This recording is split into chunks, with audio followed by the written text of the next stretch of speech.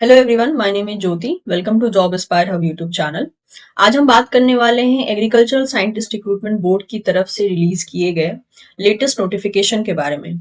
इस नोटिफिकेशन का जो पोस्ट है वो टोटल 4 डिफरेंट पोस्ट निकला है, जिसमें कि जो साइंटिस्ट का पोस्ट था उसके बारे में मैं ऑलरेडी अपने प्रीवियस वीडियो में बता चुकी हूँ। तो अगर आपने नहीं देखा है तो उसको आप देख सकते हैं। उसमें सारा कुछ डिस्कस किया गया है कि एग्रीकल्चरल एरिया में मेनली जो आईसीएआर है उस डिपार्टमेंट में साइंटिस्ट बनने के लिए कौन से एग्जाम को आपको देना होता है। इसी में एक और पोस्ट भी निकाला गया है जिसको कि हम सब्जेक्ट मैटर स्पेशलिस्ट कहते हैं, as well as senior technical officer. इनकी भी पोस्ट निकाली गई है। ये सारी की सारी परमानेंट पोस्ट होने वाली है मेनली इन आईसीएआर। ठीक है, that is Indian council of agricultural research. तो जो कृषि विभाग होता है उसमें जो है आपकी जॉब लगेगी। तो इसके लिए टोटल 4 पोस्ट निकाली, 4 डिफरेंट जो आप कह सकते हो कि एरियाज हैं उसमें एग्जामिनेशन होने वाला है। नेट के लिए होने वाला है, एआरएस साइंटिस्ट के लिए होने वाला है, subject matter specialist and senior technical officer.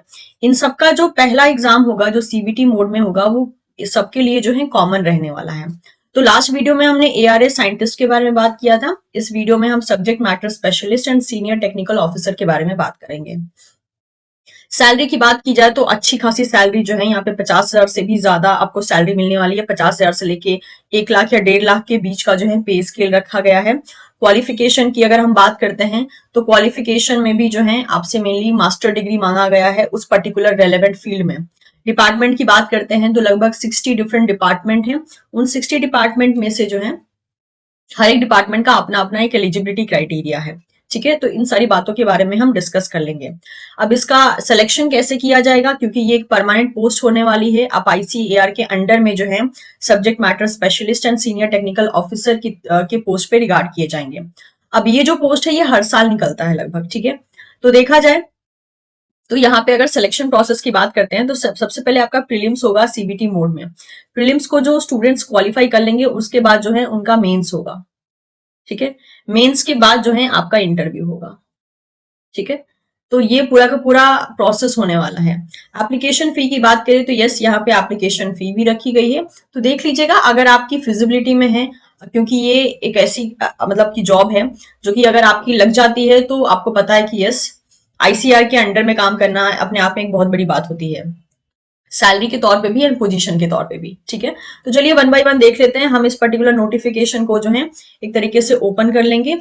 और अगर बात करें इसके एप्लीकेशन फॉर्म की, तो एप्लीकेशन फॉर्म अभी शुरू नहीं हुआ है। इसकी रिक्रूटमेंट जो डेट है, मतलब आई मीन टू से नोटिफिकेशन रिलीज कर दिया गया है, लेकिन एप्लीकेशन फॉर्म जो है वो आपका 22 अप्रैल से शुरू होगा। तो इस बात का ध्यान रखिएगा क्योंकि इसमें एग्जाम होने वाला है।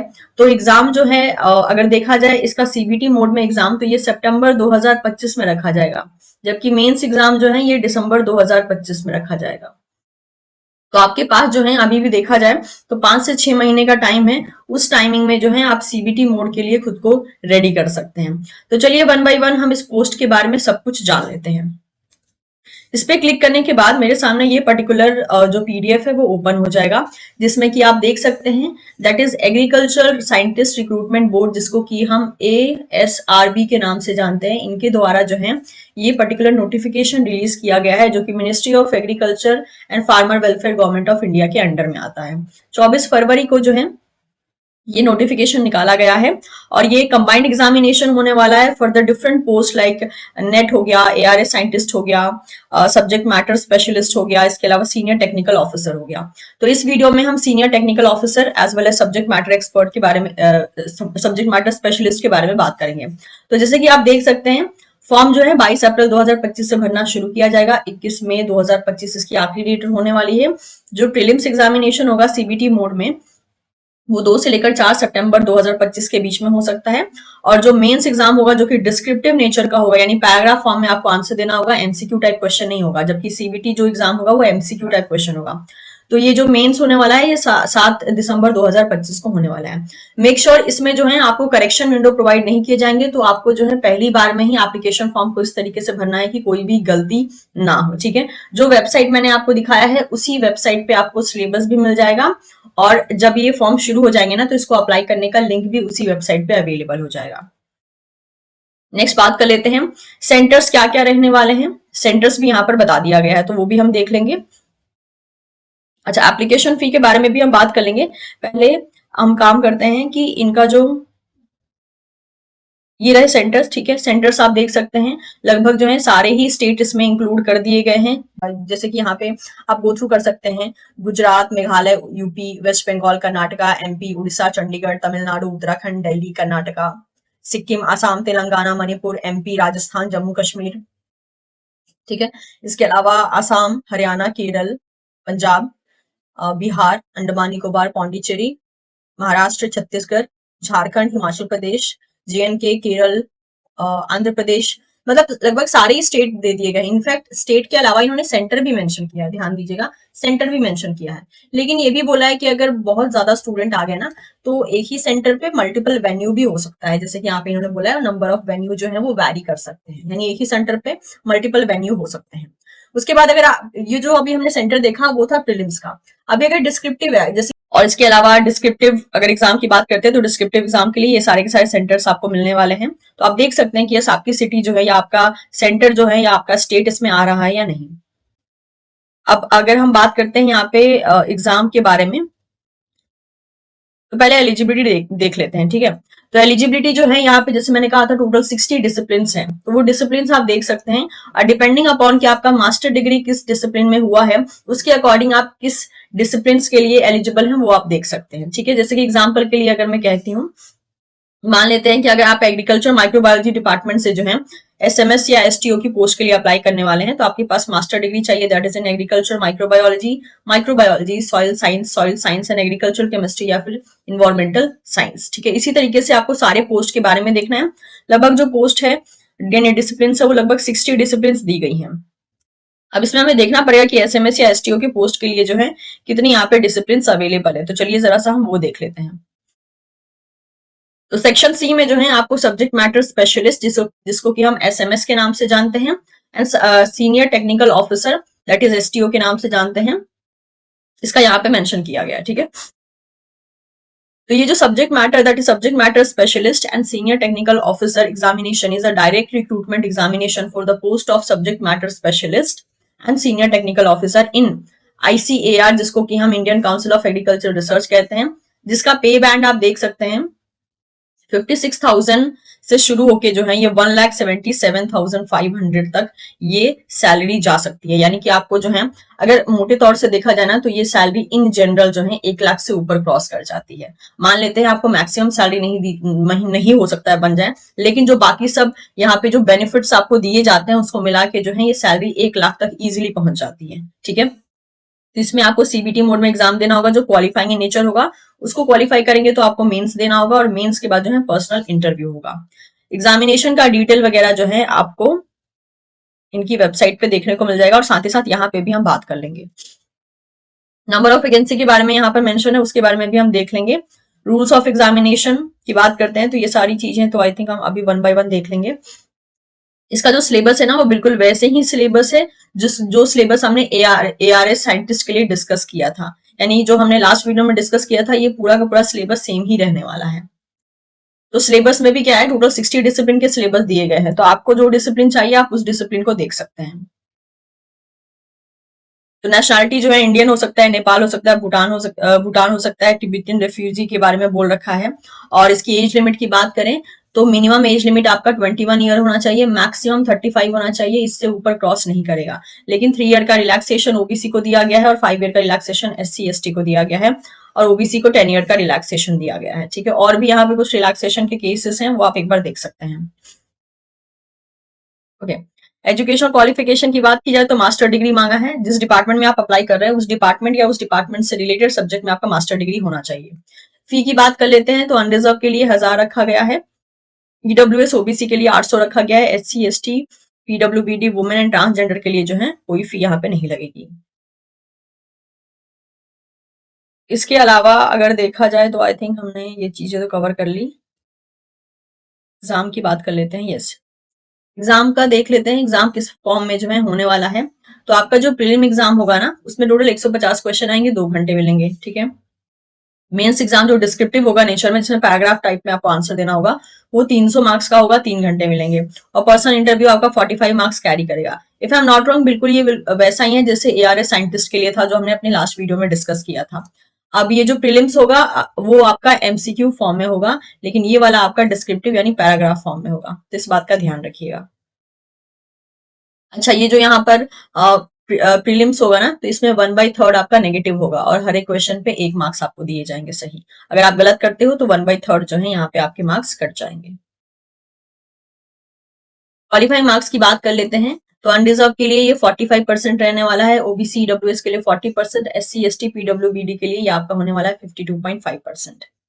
और मेंस में जो है देखा जाए तो टोटल एक ही पेपर होगा, 300 मार्क्स का, 25 क्वेश्चन आएंगे, 5 मार्क्स का एक क्वेश्चन होगा, 50 वर्ड में आपको आंसर देना होगा। 10 क्वेश्चन आएंगे 10 मार्क्स के, मतलब कि 10 क्वेश्चन आएगा, एक क्वेश्चन 10 मार्क्स का होगा और 100 वर्ड में आंसर देना होगा। 5 क्वेश्चन आएंगे, एक क्वेश्चन 15 मार्क्स का होगा, आपको 150 वर्ड्स में आंसर देना होगा। जैसे सेमेस्टर एग्जाम होते हैं ना, अगर आप कॉलेज स्टूडेंट हैं, सेमेस्टर एग्जाम आपने दिया होगा, बिल्कुल वैसे ही कुछ मिलता जुलता है ये जो पैटर्न है। उसके बाद पर्सनल इंटरव्यू होगा, एग्जामिनेशन प्रोसीजर आप यहाँ पे गो थ्रू कर सकते हैं। जो भी सिलेबस है इनका वो इनकी इसी वेबसाइट पे मेंशन है, तो वहां पे आप गो थ्रू कर सकते हैं। ऑल्दो मैं कोशिश करूंगी कि इस वीडियो के एंड में जो है सिलेबस को भी मेंशन कर दिया जाए। ओके, रूल्स भी बता के रखा है कि टाई को कैसे ब्रेकआउट किया जाएगा। अच्छा, यहाँ पे देखिए वैकेंसी दी गई है टोटल, तो देखिए हर एक पोस्ट के लिए पोस्ट कोड ध्यान से देखिए। जैसे पोस्ट कोड 1 के लिए जो है इनके पास कोई STO या SMS की पोस्ट नहीं है, ठीक है, तो इस बात का ध्यान रखिए, सारे पोस्ट के लिए नहीं है। जैसे कि पोस्ट नंबर 2, 5, 8, 10, 12, 13, 14, 19, 20, 25, 32, इसको एक काम करते हैं थोड़ा छोटा कर लेते हैं, 32, 34, 35, 43, 45, 48, 50, 53, ये जो पोस्ट कोड दिया गया है टोटल, मतलब टोटल देखा जाए तो 60 डिसिप्लिन में से सिर्फ और सिर्फ 18 डिसिप्लिन के लिए ये STO एंड SMS की पोस्ट है, सभी डिपार्टमेंट के लिए ये नहीं है, तो इस बात का ध्यान रखिए, ठीक है। जिसमें कि चले आते हैं, अगर हम डिपार्टमेंट देखना चाहें ना, तो चले आते हैं agriculture entomology, genetics and plant breeding, plant pathology, seed science and technology, fruit science, spices plantation, medicinal and aromatic plants, vegetable science, animal physiology, animal reproduction and gynecology, sorry, that is gynecology, livestock production and management, veterinary health, public health, aquaculture, fisheries resource and management, agronomy, इसके अलावा soil science हो गया, agricultural extension हो गया, home science, land and water management engineering. तो total जो यहाँ पे वैकेंसी है ना, वो टोटल 41 वैकेंसी है for STO and SMS post, ठीक है। तो इस बात का ध्यान रखिएगा कि सारे पोस्ट के लिए ये रिलीज नहीं किया गया है।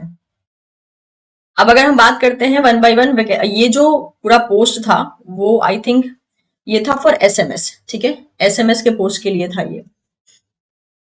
अब अगर हम बात करते हैं यहाँ पे STO के पोस्ट के लिए, तो STO के पोस्ट के लिए आप देख सकते हैं टोटल जो डिसिप्लिन यहाँ पे प्रेजेंट है, मतलब कि टोटल डिसिप्लिन जिस जो कि एलिजिबल है वो है टोटल 29 डिसिप्लिन, जिसमें कि मैं पोस्ट कोड बता देती हूँ, ठीक है। दैट इज पोस्ट कोड 1 हो गया, 3, 5, 7, 8, 10, 12, 13, 20, 24, 25, 26, 27, 30, 32, 34 हो गया। इसके अलावा जो है अगर हम देखना चाहें तो 35 हो गया, 36, 37, 38, 43, 45, 48, 51, 52, 53, 54, 56, 59, और इसमें जो टोटल वैकेंसी दी गई है वो है 83 वैकेंसी।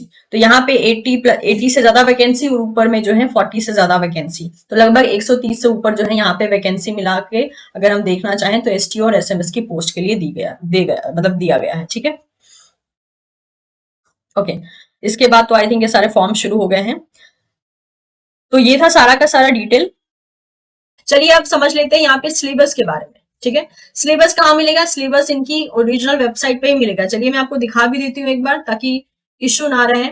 जैसे कि मान लीजिए ये इनका ओवरऑल ये इनका वेबसाइट हो गया। मैं क्या कर रही हूँ, मैं रिक्रूट एग्जामिनेशन, ओके ठीक है, एग्जामिनेशन में जाइए, एग्जामिनेशन में सिलेबस पे क्लिक कीजिए, ठीक है। सिलेबस पे आप जब आएंगे तो यहाँ पे आपके पास देखिए सिलेबस आ गया, ARS और नेट सिलेबस। अब आपको इस पे क्लिक कर देना है, आपके सामने जो है सिलेबस ओपन हो जाता है।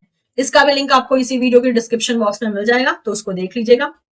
तो जैसे कि यहाँ पे देख सकते हैं आप डिसिप्लिन वाइज, यानी वो जो 60 डिसिप्लिन हमने बात की थी ना 60 डिपार्टमेंट की, वो सारे के सारे 60 डिपार्टमेंट का सिलेबस यही है। देख सकते हैं आप टोटल 132 पेजेस है इसमें, तो जैसे कि आप देख सकते हैं यहाँ पे एग्रीकल्चर बायोटेक्नोलॉजी का सिलेबस है, जिसमें कि मैं देख पा रही हूँ टोटल 12 यूनिट है, यानी 12 सब्जेक्ट्स हैं। नेक्स्ट एग्रीकल्चर एंटोमोलॉजी है, देख सकते हैं आप, इसमें भी टोटल कितना हो गई 19 सब्जेक्ट्स हैं, ठीक है। Same goes with the other category, आप अदर डिसिप्लिन के लिए, जैसे कि अब यहाँ पे economic botany and plant genetic resources आ गया, तो यहाँ पे बॉटनी वाले स्टूडेंट देख सकते हैं। तो एक बार आपको गो थ्रू करना पड़ेगा, डिटेल में एनालिसिस करना पड़ेगा कि कौन सा सिलेबस कौन से स्टूडेंट्स के लिए एप्लीकेबल हो रहा है, ठीक है। तो मैं सारे डिसिप्लिन को यहाँ कवर नहीं कर रही हूँ, आप देखिए, मैं आपको लास्ट पेज पे जाके दिखाती हूँ। टोटल जो 60 डिसिप्लिन है ना, देखिए यहाँ पे आई थिंक सीरियल नंबर हमको 60 मिलेगा, ये देखिए, ये सीरियल नंबर 60 मिल गया। तो ये टोटल 60 डिसिप्लिन है ना, उसके बारे में यहाँ पे सब कुछ मेंशन किया गया है, ठीक है। तो वन जो हमने शुरुआत में देखा था, टोटल जो यहाँ पे एलिजिबिलिटी थी 60, वो टोटल की total eligibility 60 different different discipline से सब कुछ जो है इसका सिलेबस यहाँ पे दे दिया गया है। तो अगर आप इंटरेस्टेड हैं तो अप्लाई कर सकते हैं, सारा रूल्स एंड रेगुलेशन वैसे ही लगने वाला है। एंड वीडियो के एंड में जो है मैं आपको सिलेबस अटैच कर दूंगी, तो उससे आपको आइडिया मिल जाएगा। और इसी वीडियो के डिस्क्रिप्शन बॉक्स में जो है सिलेबस का लिंक भी आपको मिल जाएगा। सिलेबस वही है जो साइंटिस्ट पोस्ट के लिए था, सिलेबस अलग नहीं है, क्योंकि सबका कॉमन एग्जाम होने वाला है, तो सेम वही सिलेबस होने वाला है। तो उसका जो लिंक होगा वो मैं डिस्क्रिप्शन बॉक्स में दे दूंगी, आप वहां से डाउनलोड कर सकते हैं। उम्मीद करती हूँ आपको मेरी कोशिश पसंद आई होगी। कोई फीडबैक हो तो आप कमेंट सेक्शन में बता सकते हैं। वीडियो इन्फॉर्मेटिव लगा हो तो चैनल को सब्सक्राइब कर सकते हैं और वीडियो को लाइक कर सकते हैं। और आप चाहें तो इसे आप अपने दोस्तों के साथ भी शेयर कर सकते हैं। Thank you so much, will see you soon in the next session. Bye bye.